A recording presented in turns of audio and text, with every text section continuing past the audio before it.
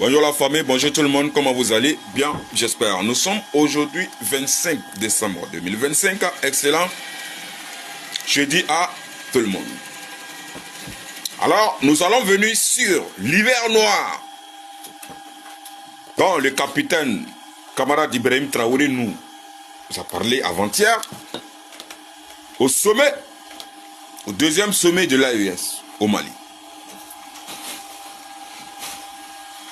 En fait, il faut que nous comprenions une chose.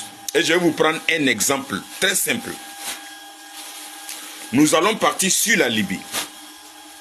La Libye est sur le continent africain. La Libye, c'est un pays africain. À son temps, qui était dirigé par Mohamed Kadhafi. Que nous savons très bien. La Libye était un pays aride, très compliqué à vivre avant que Mohamed Kadhafi arrive au pouvoir. Lorsque Mohamed Kadhafi est venu, il y a beaucoup de choses qui ont été améliorées. Beaucoup de choses ont été faites par Mohamed Kadhafi. La Libye était développée. La Libye était devenue très riche. Si tous les côtés, la Libye était développée. Développée plus que plusieurs pays européens. Alors, les Européens ne pouvaient pas s'asseoir. Regardez la Libye en train d'évoluer, avancer plus que certains pays européens. Et la Libye peut être un miroir pour tout le reste des pays africains. Beaucoup de pays peuvent prendre exemple sur la Libye pour pouvoir se développer. Alors, le projet de 1957 est activé par l'OTAN.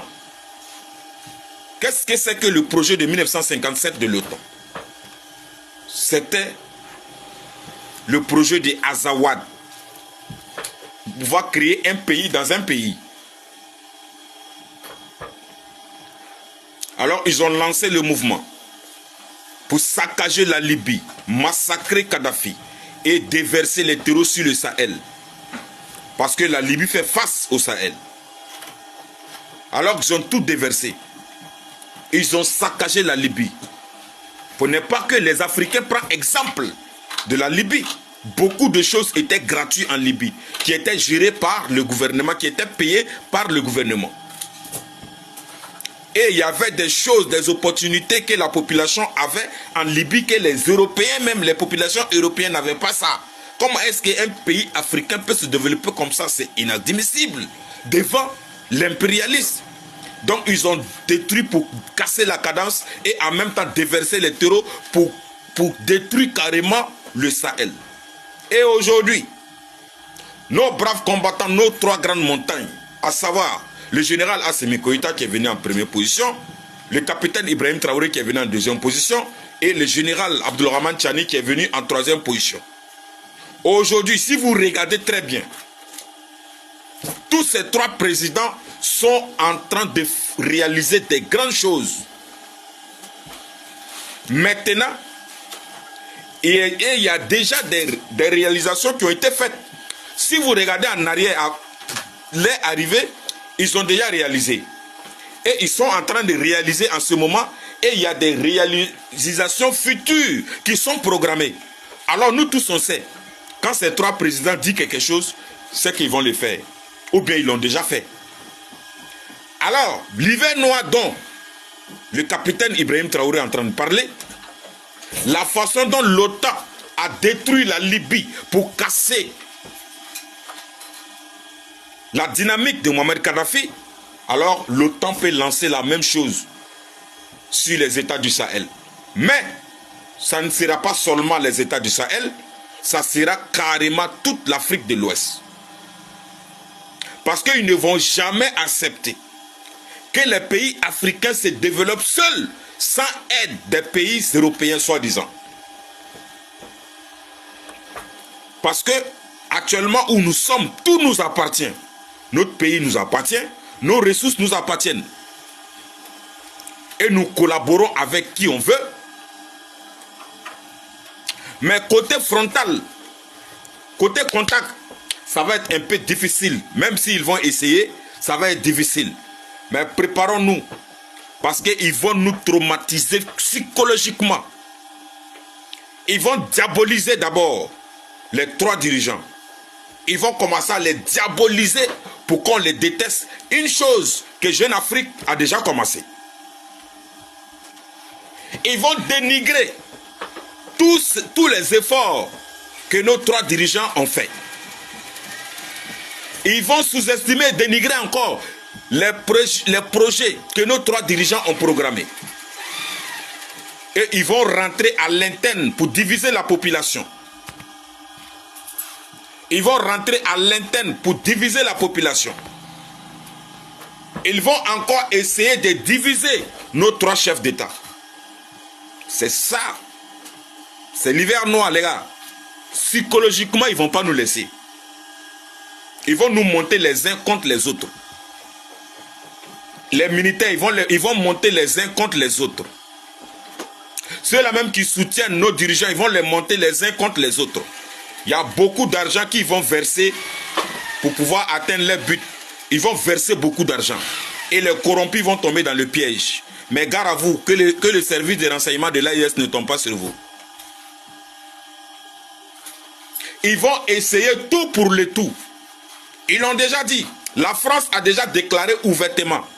Même s'il faut faire une guerre frontale avec l'Afrique, il faut que l'Afrique soit recolonisée encore. Mais ils ne parlent pas de l'Afrique. Ils parlent de l'AES. C'est quel pays qui a quitté la France? Et puis la France, l'économie de la France est tombée. C'est le Burkina, le Mali et le Niger. On les a abandonnés, la France souffre. Donc s'ils disent qu'il faut recoloniser l'Afrique, automatiquement il faut savoir que ce n'est pas l'Afrique. Ils ont essayé de généraliser pour faire perdre les gens. Ils parlent de l'AES. Et si vous regardez encore, ils sont en train de nous encercler. Ils sont en train de nous encercler avec des bases militaires. D'abord en Côte d'Ivoire, la France et l'Amérique. La base des drones de renseignement et les drones militaires de l'Amérique à Bouaké. La France au Bénin. Des grandes bases au nord du Bénin qui fait face au Burkina et qui fait face au Niger. Au Sénégal, pareil, des bases qui fait face au Mali. En Guinée, pareil. En Mauritanie, même chose. En Algérie. Donc, imaginons, on ne prie pas Dieu pour ça, mais imaginons, s'ils vont essayer de faire une attaque simultanée un jour, faire une attaque au même moment avec toutes ces bases sur l'AIS. Imaginez le choc, imaginez le trauma de la population. Mais ils ne vont pas essayer ça parce que nous avons des alliés qui ne vont pas abandonner et qui ne vont jamais abandonner l'AIS. Ce qu'est sûr, préparons-nous psychologiquement. Psychologiquement, ils vont nous bombarder. Ils vont nous dénigrer. Monter les uns contre les autres. Des mensonges. Vous avez vu, ils ont dit que Bamako est tombé. Les terreaux ont pris tous les camps militaires de Bamako en otage. C'est eux-mêmes qui l'ont dit, si TF1, une chaîne française. C'est vrai? Non. C'est leur habitude. Ils mélangent le mensonge et la vérité pour donner. Et vous allez penser que, si vous voyez 2 phrases vérité, vous pensez que tout le reste est vrai. Or, ils ont mélangé le faux au vrai. Parce que c'est le travail du diable. Le diable a toujours mélangé le faux au vrai. Ça, c'est le ruse du diable. Les gars, restons focus et restons soudés et ne nous laissons pas avoir. Ne nous laissons pas avoir, hein. Le combat continue. One love. Ils veulent en fait, non, ils veulent pas accepter. Ils vont. Bon, je reviens avec une autre vidéo pour vous expliquer plus. One love, la patrie ou la mort, nous vaincrons. Seule la lutte libère.